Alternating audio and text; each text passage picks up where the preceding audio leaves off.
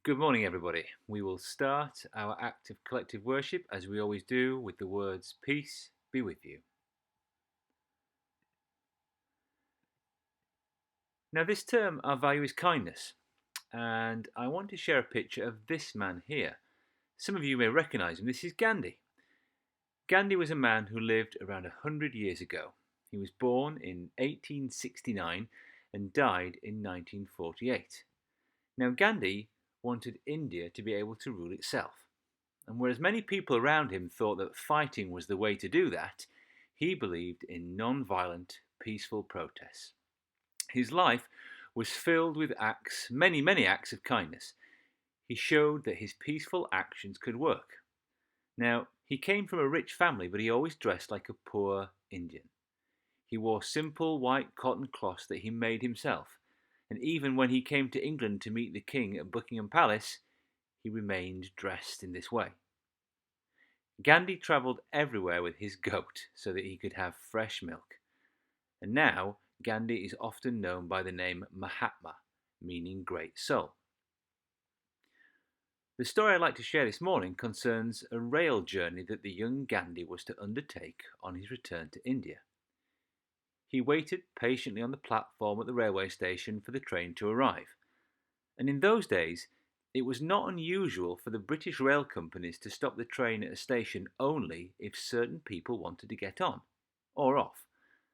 Sometimes, if there were no people waiting who had white skin, the train wouldn't stop, it would simply just slow down at the station.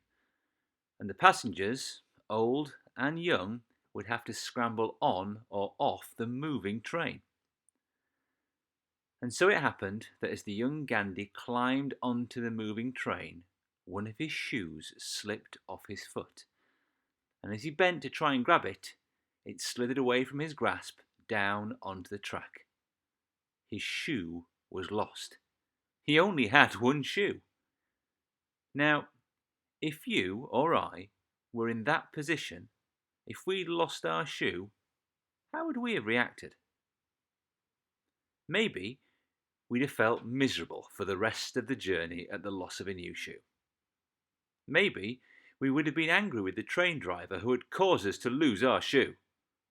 Perhaps we'd then start to worry about how we'd manage once we reached our destination. That one lost shoe would play on our mind all the way there, piling on the misery. But what about Gandhi? What did Gandhi do? Did he get cross? Did he worry? Well, once Gandhi saw the shoe disappear beneath the train, in a flash he reached for the shoe on the other foot and threw it onto the track. Now, one rather puzzled onlooker wondered aloud if Gandhi had indeed lost it completely. But Gandhi explained, well, if someone was to find one of my shoes, hopefully he'll find the other one too, and thus they will have a fine new pair of shoes for themselves. What a man.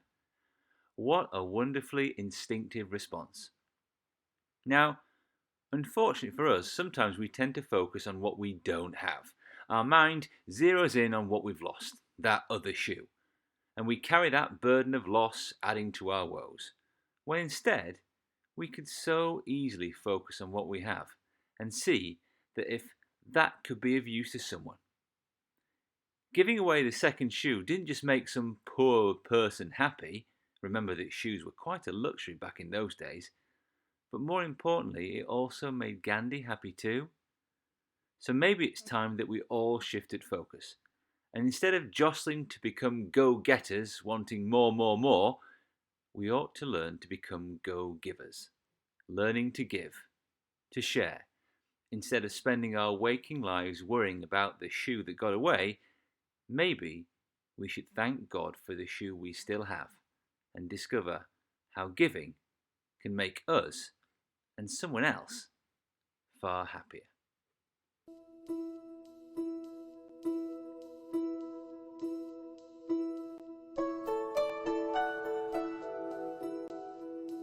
I know that the elderly are having trouble going to the supermarkets, so I've decided I will be the cheeky fairy, giving free toilet paper in one refrigerator bag. Sadly, some parcels were stolen from the lobby, and as the postmen are very busy, so I thought it would be a good idea to collect and deliver all the parcels. Went back to the Bunnings car park and fitted the starter motor for him.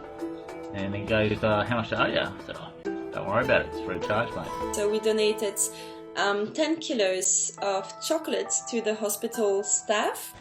Is my tata just as a superhero? And why is your tata a superhero? Because he's working hard and helping everyone during COVID-19. He works at a chemist and a supermarket. And so we prepared 100 meals this week, and we plan on doing the same thing each week while we can keep accessing the groceries. Last Thursday when I went to the letterbox, I found a piece of paper inside with a note on the front saying, "Had some luck, paying it forward." This totally blew me away and made me cry because financially I've been struggling so bad. We put together 120 boxes of essentials for the household.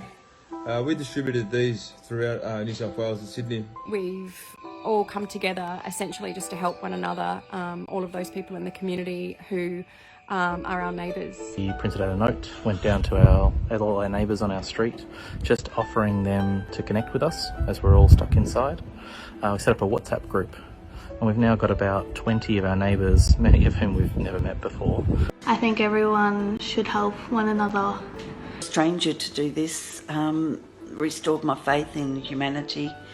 The kindness to me is giving a person a hand in life. Every single time we do something good for others, it takes the focus off ourselves. It takes away that doom and gloom that's engulfing everybody at the moment. The message is clear. It's that we're here and we're standing together.